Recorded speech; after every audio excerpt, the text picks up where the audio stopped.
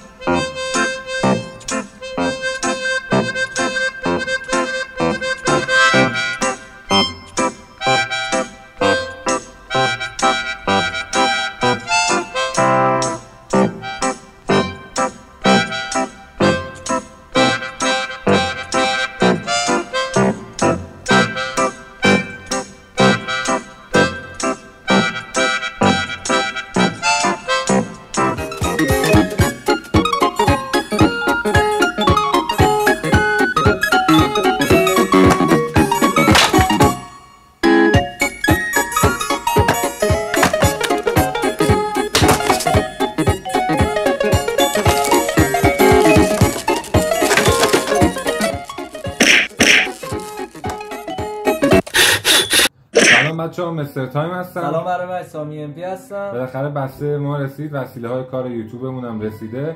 دوربین، میکروفون، وسیله‌ای که توش داریم و همین الان می‌خوام واسهتون آنباکسش کنیم. دیگه لفتش ندیم بریم باز کنیم. بریم سریعتر سراغ کار. خب بچه‌ها بریم که آنباکس کنیمش. بریم برچسبشو اول بکنیم. هیچ لذتی بهتر از کندن برچسب نیست خدایی.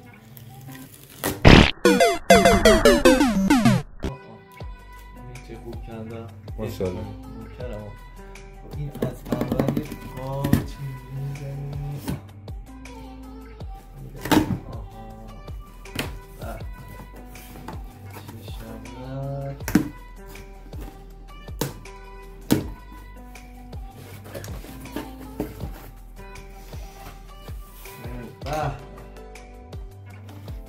عشقم مادرش.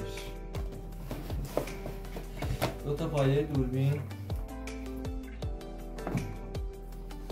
واسه این چیه قربت دارم؟ این قاب سامورایی واسه دوربینمونه. ما با توجه به قیمت‌های الان دوربین‌های حرفه‌ای فهمیدیم که بهتره یه دونه گوشی خوب بگیریم. گوشی‌های سامسونگ هستش. الان دوربینمون هم تو ادامه ویدیو واسهتون آنباکس می‌کنیمش. برو بریم که برسیم به اصل مطلب. کارت صدا واسه میکروفونه. اینا همه رو واسهتون تو دیسکریپشن توضیحاتشو میذاریم. با توجه به نظرات مردم تو دیجیکالا ما این جنسا رو خریدیم و الان میریم سراغ اصل کار. میکروفون درجه 1 و حرفه‌ای. حالا میریم واسهتون اینا رو همه رو آنباکسش میکنیم.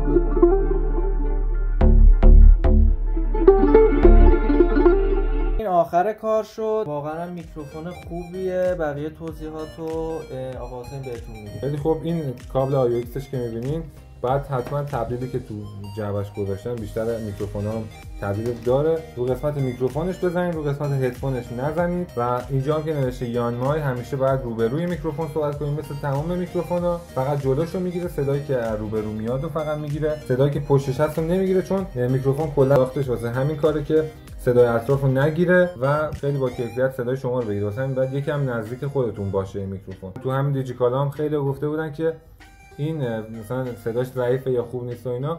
نمیدونستن اینا که باید حتما نزدیک خودشون باشه. فکر می‌کردن میکروفون قویه یعنی که از دور هم باید صداشون رو بگیره که این درست نیست. معمولا همه میکروفون‌های حرفه‌ای باید نزدیک دهنتون باشن. کل میکروفونا همینه، نه تنها این اینجوری باشه. کل میکروفونا همین. گروهان یا الله. کل بند مال آجدت مای تیچر فهمیدی؟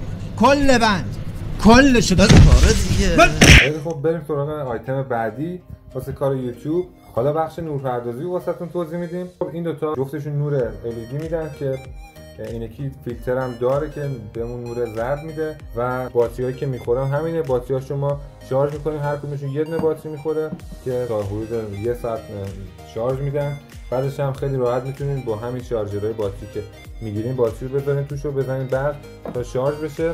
ما این 4-5 تا باتری هم گرفتیم که بتونیم پشت سر هم استفاده کنیم اگه وقتی ویدیو کم اومد. این سه پایه ها هم که دیده بودین همون میشه روش هم میکروفون باشه، هم دوربین باشه، هم بقیه دوربینای انواع دوربین روش پیچ میشه. کارت صدا هم که گفتیم. بریم بخش اصلی نورپردازی که رینگ لایتمونه. خیلی خوب، اینم از رینگ لایت ما که گرفتیمش، پایش هم بلنده. اینم واسهتون تو دیسکریپشن میذاریم واسهتون.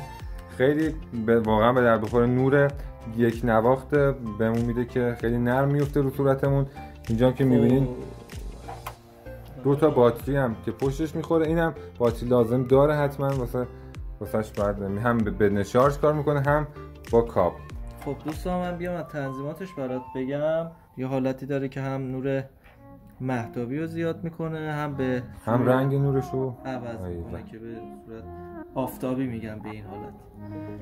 بعد اینجا یه حالت شارژ داره، یه توی شارژ دارن که هم باشه اینجا نشون میده. اینجا حالتش همین بود دیگه. یاری یه بارم روش ضربه میزنی میتونی نورشو کمتر بکنی که اگه نورش زیاد باشه یه جایی نور کم بخواین چشتون اذیت نکنه. همین که گفتم با این 2 تا باتری هم میتونه بهتون بعد 1 ساعت تا 1 ساعت و نیم شارژ بده که بدون کابل بدون سیم هر جایی فیلم برداری کنید. دوربینتون هم که اینجا میتونید بذارین یا گوشیتون رو همینجا میذارید. اینم خیلی چیزا رو درد بخوره واقعا تو کار. خیلی خوب، حالا بریم سراغ دوربین اصلی ما. ما بین دوربینای که فقط دوربین فیلم برداری یا عکس برداری بودن گشتیم، دیدیم که با این قیمت‌های بین 12-13 تا 15 میلیون فقط یه دوربین داریم که میشه باهاش همون فیلم برداری و عکاسی کرد که تازه میشه گفت واسه کار نیمه حرفه‌ای به درد می‌خوره. واسه همین تصمیم گرفتیم که از گوشی A72 سامسونگ استفاده کنیم. هم جدید هم دوربینای خوبی داره، هم که تمام نیازها رو برآورده می‌کنه. به علاوه اینکه این کاربردی‌تر از یه دوربین بودش. اینم از بخش دوربین کار. حالا من یه چیزی هم که نگفتیم بهتون، این پایه دوربین بود. میتونید رو هر ارتفاعی بخواید بذاریمش. اگه بخواید یه جای کوتاه واسه خودتون اینجا فیلم برداری کنین میذارینش، یه سپایه تنظیم میکنین ارتفاع. این بود از وسیله‌های ما. حتما ما رو سابسکرایب کنین. خب دوستان این بود از وسیله‌ای که ما خریدیم از دیجیکالا. فقط نونش یه دونه تنگه آبی که منم گرفتیم بکه رو میذاریم واسه که تصویرت خوشبه میبریم واسه گیمینگ رو کاربرد داره توی یوتیوب. شما حتما اگه سوال داشتید تو کامنت ها واسه هم بنویسین. مرسی که ما رو حمایت میکنید. حتما لایک و ساب یادتون نره. تا ویدیو بعدی خدا نگهدار. तेरे से दुनिया ये नात से तेरा काचा तेरे ऐसी दंग मंजरो तेरा से तेरा चोरी